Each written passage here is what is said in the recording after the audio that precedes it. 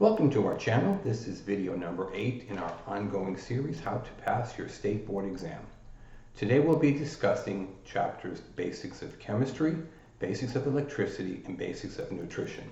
For those of you who have the same version of the book I'm using, this will be chapters 7, 8, and 9. For those of you with a different edition, it will probably be a different chapter number. For those of you using a different book, such as Salon Fundamentals, it will also probably be a different chapter number and likely a slightly different chapter title. It won't change what's in the chapter. The subjects on the test will be Basics of Chemistry, Basics of Electricity, and Basics of Nutrition. Again, in the version I use, chapters 7, 8, and 9. Now, to segue for a moment to our new viewers, first, we'd like to thank you for tuning into our channel. If you like what you hear today, please hit subscribe. Send us your comments, just as the existing viewers already do, and they help us so much to improve our video quality.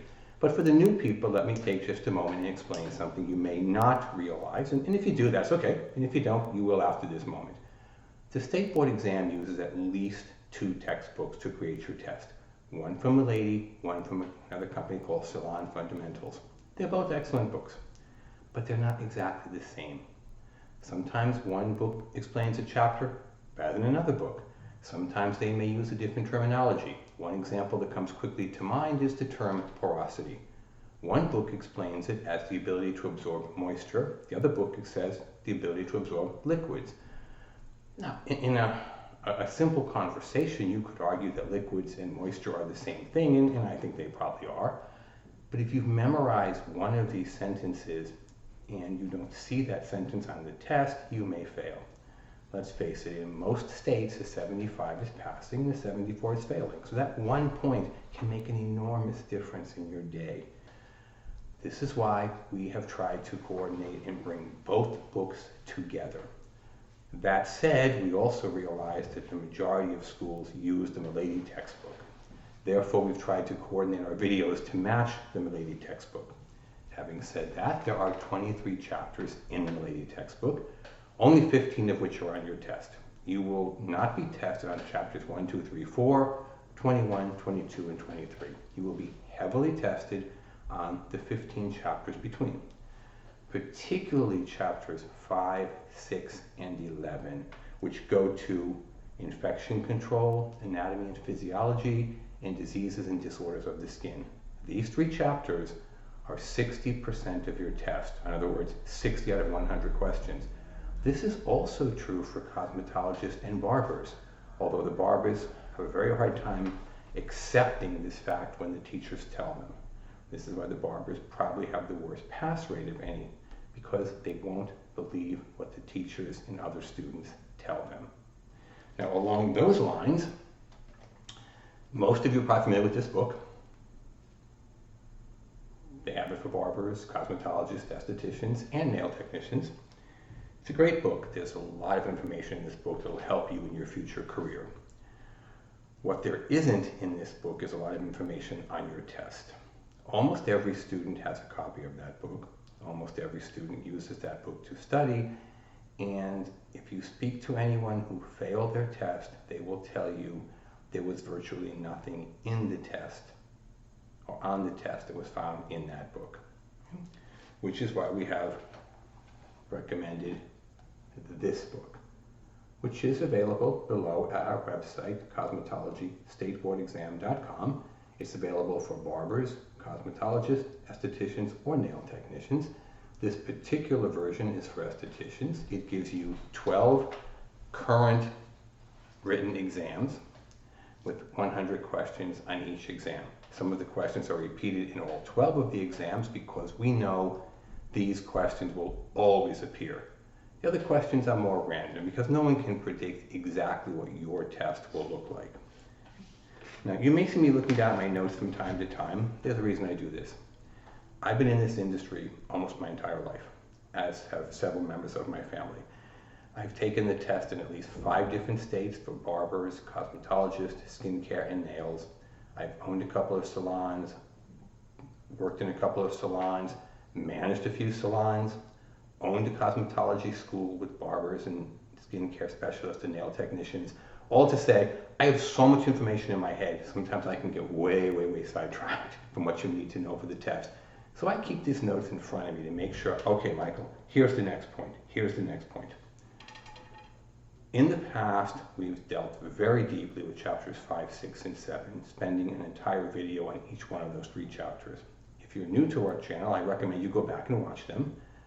It doesn't take that, maybe 45 minutes, and you'll be up to speed with the rest of the students. If you've already seen them, it wouldn't hurt you to see them again. However, going forward, we realize that the rest of the chapters are very lightly tested. Some simple math will tell you if there's 100 questions on your test and 60 questions come from 3 chapters, that only leaves 40 questions for the remaining 13 chapters. Approximately 2 or 3 questions per chapter, which is why we're going to go through today chapters 7, 8, and 9 in my book again. Basics of electricity, basics of chemistry, basics of nutrition, very quickly in this short video. So, having said that, moving right along to basics of electricity. First of all, basics of chemistry. I don't even know where I'm going. Basics of chemistry. Okay? First of all, what you want to realize is the distinction between organic chemistry and inorganic chemistry. It talks about this in your book on pages 176 and 177. Essentially what it says is this: organic chemistry is the study of things that are alive or used to be alive. Okay, we can all understand right away, alive. We all probably have lost a family member at some point along the way. We understand no longer alive. Where we can get tripped up is in things like Dino the dinosaur from the Flintstones, who used to be alive 1 billion years ago. Everything that used to be alive, plants or animals, which has decomposed and turned into petroleum distillates like oil and gasoline, plastic comes to mind. Much of our modern world is plastic, your cell phone. Okay? Anything that is organic chemistry is alive or used to be alive, no matter what its current form is. It contains carbon and it will burn, which is why your clothing will burn, your cell phone will burn and melt, and many other things. Conversely, inorganic chemistry is things that are not alive and were never alive. They don't contain carbon, they will not burn.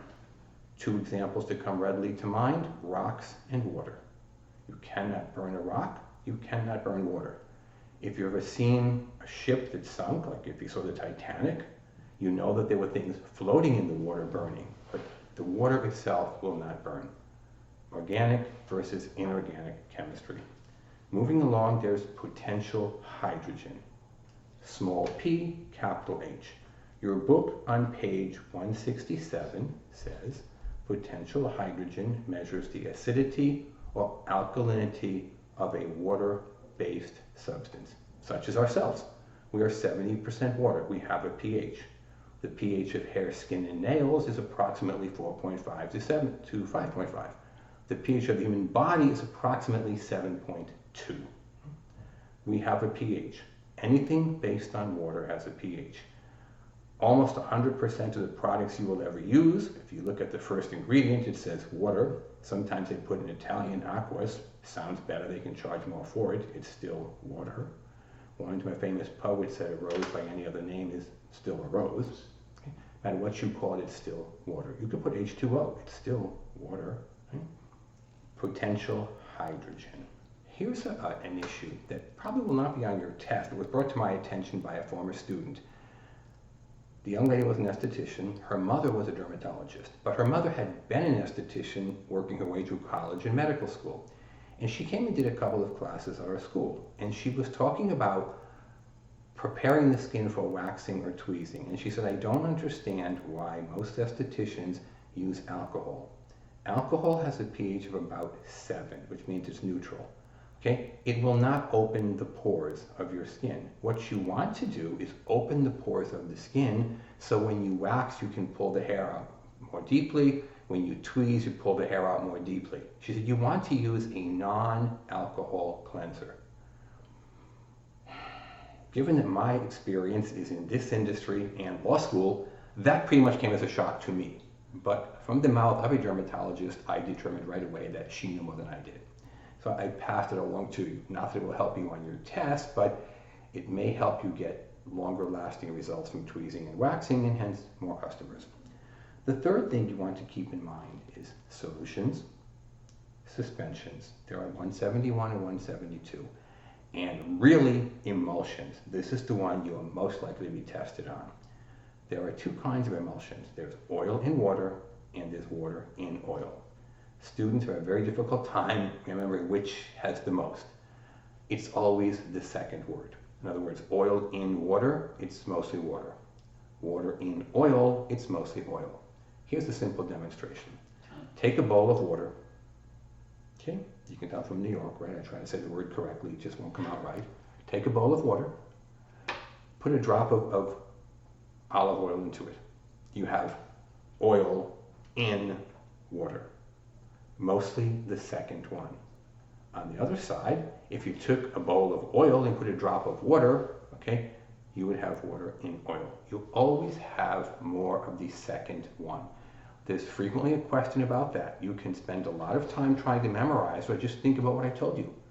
Oil and water, water and oil. What is the major ingredient? Whatever is the second word. Now, that pretty much is a wrap on Chapter 7. I told you there isn't very much in the test. We're going to move along now to Chapter 8. If you don't have my book, it's still called Basics of Electricity.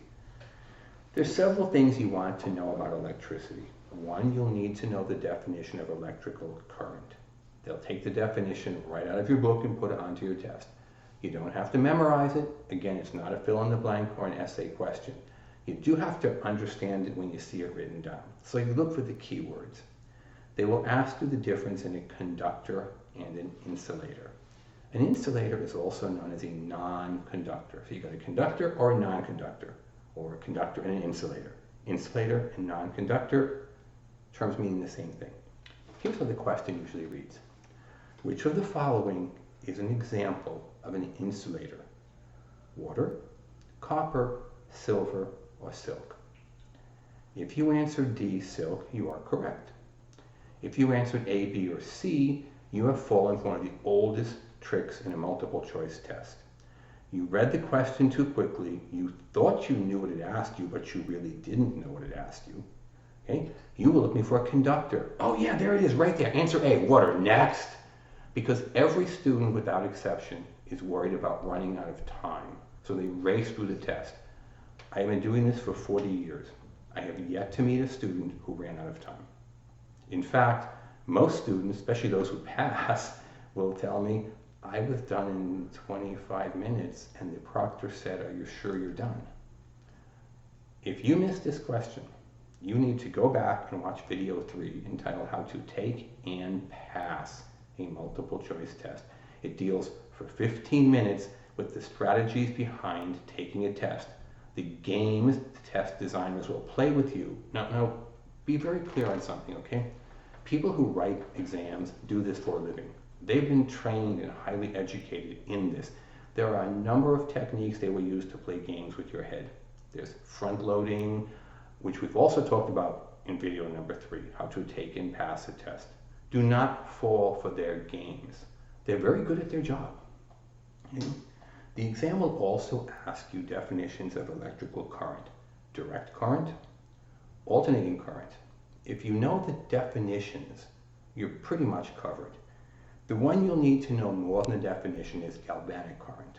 There are several common questions on galvanic current. One of them simply says, what is the oldest form of current typically used in the salon industry? Galvanic.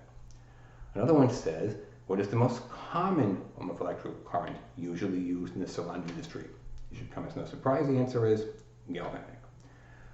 A little more tricky one says, who holds the active electrode during a galvanic treatment? The technician or the client? The answer is the technician. The flip of this question says, who holds the negative electrode during a facial treatment? It would be the client. Now think about it this way. You can spend a lot of time memorizing this, or you can apply a little bit of common sense. There's an active electrode and there's an inactive or not active electrode. There are two people involved here. There's the esthetician and there's the client. Who's active? The esthetician. They're doing something. Who's inactive? The client. They're laying on the table of the bed. The active person holds the active electrode. That's you. The inactive person holds the inactive electrode. That's your client. Finally, there will be always a question on disincrustation. It's dealt with on page 186 and 196. Learn the definition, that's what they're going to ask you. And moving right along, something else you need to know is lights. Okay? Tesla, high frequency violet ray, all the same thing. And let's think about this for just a minute. This particular type of current was discovered by a Hungarian scientist named Nikola Tesla. Not surprisingly, he named it after himself. Other examples, Henry Ford called his car company Ford. Mary Kay had a cosmetics company called Mary Kay Cosmetics. It's not particularly surprising that successful business people name their company after themselves. Walmart, Sam Walton called himself Walmart. Okay? Nikola Tesla called his current Tesla current. It is also known as high frequency because, as your book tells you on page 188, it resonates at a very high frequency. It is also known as the violet ray because if you've used it in school in a darkened room, it looks like purple or violet lightning. Very effective in treating acne and in treating alopecia, which is the fancy state board term for hair loss. We say baldness, alopecia does not mean baldness. Alopecia means hair loss. Alopecia areata is hair loss in areas. Androgenic alopecia is male pattern baldness. Traction alopecia is hair loss from constant pressure and pulling, like extensions or ponytails or tight braids. Postpartum alopecia, something you probably will deal with in your profession, is hair loss after pregnancy. Many kinds of alopecia means hair loss. Tesla, high frequency violet ray, is very effective in dealing with alopecia.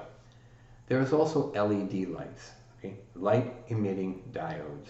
Some states allow them, some states don't, but all states test on what they are. And finally, you will need to know the uses of different colored lights: blue, yellow, green, red. Red is very simple. It's for dry skin. Red has 3 letters, dry has 3 letters. Blue is very simple. It's for oily skin. Blue has 4 letters, oily has 4 letters. Yellow and green, a little tougher, but at least I've given you 2 of them.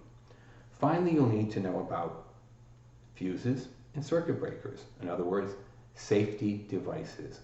They both do the same thing. They're designed to prevent the overheating and possible fires and shorting out of expensive equipment. A fuse is a bit older technology. Circuit breakers are a bit newer technology. Those of you who live in some of the older cities in the country, like New York, Chicago, Philadelphia, probably more acquainted with fuses. Those in some of the newer cities, probably more acquainted with circuit breakers. Their function is the same, to prevent overheating. And then, closing this chapter out, there's a few definitions, which there's really only to memorize them. There's atoms, ohms, watts, and volts. A 100-watt light bulb uses how many watts per second? 100. That's why it's called a 100-watt light bulb. A 75-watt light bulb uses 75 watts. Pretty simple and straightforward. Finally, we come to chapter 9, nutrition. The basics of nutrition. I'm going to go out on a limb here and say there are probably no questions on your test in this chapter, except for the following interesting statement made on page 221, where it says, the lack of water is the #1 cause of daytime fatigue.